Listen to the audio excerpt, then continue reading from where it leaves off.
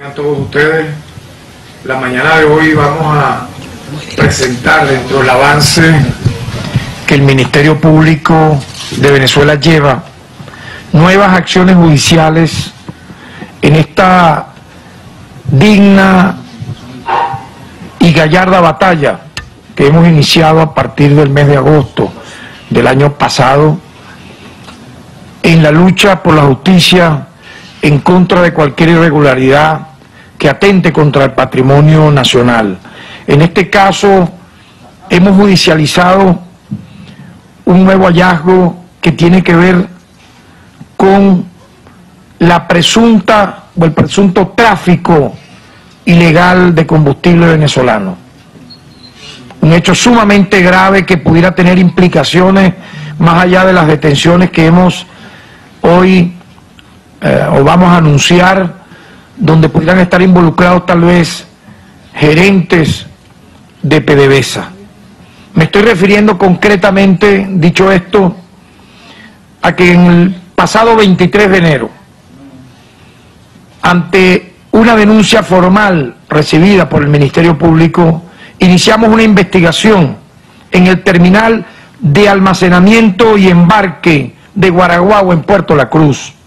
debido a la presencia sospechosa de dos buques tanqueros de bandera extranjera que se disponían a cargar crudo y diésel en condiciones irregulares. Al realizar la inspección en ambos buques de bandera, en este caso pudiera ser simulada, pero es lo que allí en la inspección se verificó, y vamos a ver si efectivamente corresponde, era de bandera griega New Sifnos, que pretendía cargar la cantidad de 300.000 barriles de crudo. Su capitán presentó documentación para la carga por un año de 1.5.300.000 barriles de crudo. Su capitán presentó, repito, esa documentación, ¿verdad?, de manera totalmente falsa. Es decir, pudimos determinar que la misma documentación falsificó no solo firma de un alto gerente de la industria petrolera, sino que todo el documento en sí era de testimonio irregular,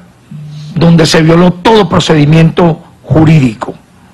Quiero destacar igualmente que mientras se hicieron estas labores, se estaban realizando estas labores preliminares de investigación, se pudo conocer que otro buque tanquero de nombre Estenahueco Catherine Corrado, de bandera de Bahamas, presuntamente, se encontraba en el puerto para cargar adicionalmente, y esta pudiera ser una cifra también simulada, 30.000 barriles de diésel. Obviamente llamó mucho la atención, puesto que un tanquero de esa magnitud, para cargar una cifra tan pequeña, evidentemente estábamos ante la presencia de otro hecho paralelamente al que denuncié anteriormente, irregular. Se realizó una inspección al mismo y el capitán, en este caso de la embarcación, entregó una documentación sobre una compra de diésel por el orden de nada más y nada menos que los 5 millones de galones diésel D2 que le despacharía PDVSA a una empresa intermediaria. Al corroborarse en este segundo buque los documentos, se determinó que también eran falsos. De los documentos de la investigación se desprende que la empresa Manta Internacional, mediante sus representantes en Venezuela,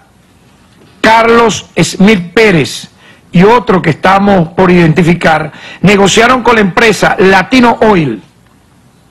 representada por Ugbor Modestus Amiachi, una supuesta carga de 5 millones de galones de diésel D2 para ser entregada a la empresa Vanguardia Energy por parte de PDVSA,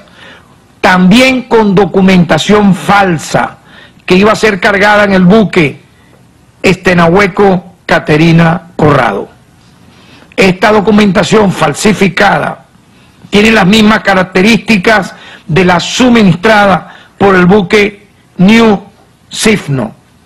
por lo que la hipótesis que tenemos es que la empresa Manta Internacional y Latino Oil están también relacionadas con este caso. Hemos hecho un estimado del daño patrimonial que evitamos a través de esta judicialización y que pudo haber sido inminente de materializarse estos hechos. En tal sentido, tanto el embarque de crudo y el combustible, con ambos documentos falsos, pudo haberle causado una pérdida patrimonial a la República de aproximadamente 48 millones de dólares, repito, que fue evitado a través de esta investigación, de la pronta actuación del Ministerio Público y del órgano auxiliar que en esta investigación nos acompaña, que es el DIGESIN. En tal sentido, el Ministerio Público solicitó al Tribunal Quinto de Primera Instancia de Funciones de Control de la Circunscripción Penal del Estado de Anzoátegui se libraran las órdenes de aprehensión respectivas en contra, por ahora, de los ciudadanos Ugbor Modestus Amaechi, director de la empresa Latino Oil, quien en este momento se encuentra prófugo de la justicia, y Carlos Emil Pérez Gil, director de la empresa Manta Internacional, que ya está detenido a la orden de los tribunales de la República. En este sentido, el Ministerio Público ha precalificado los delitos de asociación para delinquir, falsificación de sello público, forjamiento de documento público y uso de documento público forjado, concertación o defraudación de funcionario en contrato con empresa petrolera u otra operación en acuerdo con funcionarios bajo promesa de beneficio o lucro, y contrabando de extracción agravado en modalidad de comercio de combustible en territorio nacional. De esto se desprende, obviamente, de que este tipo de embarque de crudo y combustible con documentación falsa pudiera haber estado operando, y es lo que vamos a establecer como tesis de investigación desde hace tiempo, y que se utilizó con complicidad interna, es lo que estamos evaluando, con funcionarios de PDVSA. Es la segunda fase de la investigación. Por lo tanto, no se desestima por parte de este Ministerio Público que se produzcan nuevas detenciones en razón de una posible complicidad interna dentro de PDVSA y otros organismos nacionales. ¿Qué concluye esto que estoy aquí narrando? En primer lugar, la voluntad férrea, la voluntad institucional del Ministerio Público, del nuevo Ministerio Público, del Estado venezolano, de los poderes públicos nacionales, de no permitir más impunidad en acciones como esta. Pareciera que no han bastado para algunos las más de 80 aprehensiones instruidas por el Ministerio Público y acordadas por los tribunales en contra de funcionarios, un grupo minoritario y bochornoso que dentro de PDVSA se dedicaron a la corrupción, a la delincuencia organizada, concertados con empresarios inescrupulosos, hoy prófugos de la justicia, algunos de ellos, viviendo cómodamente en Miami, habiéndole causado estos daños a la República, y pretenden o creen que pueden seguir impunemente haciendo estas actividades en contra del patrimonio de la República Bolivariana de Venezuela. En tal sentido, nuevamente, a un poco más de 5 meses de estar nosotros en la titularidad del Ministerio Público, ratificamos ante el país nuestra expresa voluntad, acompañado por el Estado Democrático de Venezuela, de seguir luchando en contra de este flagelo de la corrupción a cualquier nivel y sancionar a los responsables y lograr no solo las incautaciones respectivas, porque estos, por ejemplo, estos 2 buques quedan a la orden del Ministerio Público, quedan a la orden del Estado venezolano. hasta tanto se aclare esta situación que ya de por sí, con los indicios de la falsificación de documentos, de la falsificación de firmas de un alto gerente de la industria petrolera, revela el dolo, la premeditación de delinquir a niveles realmente reprochables. Aprovecho igualmente la oportunidad en razón de un pronunciamiento público hecho por la fiscal de la Corte Penal Internacional sobre temas inherentes a casos que lleva el Ministerio Público, en este caso, y tribunales de Venezuela, expresar lo siguiente. En primer lugar, debo recordar que la Corte Penal Internacional y sus instancias actúan de manera complementaria cuando en un Estado, en una república, en un Estado parte, los casos que pudieran ser evaluados en un examen periódico no hayan sido judicializados, no hayan sido investigados, no hayan tenido una documentación que como consecuencia lleve a que existan, 1, apertura de investigación, 2, detenciones,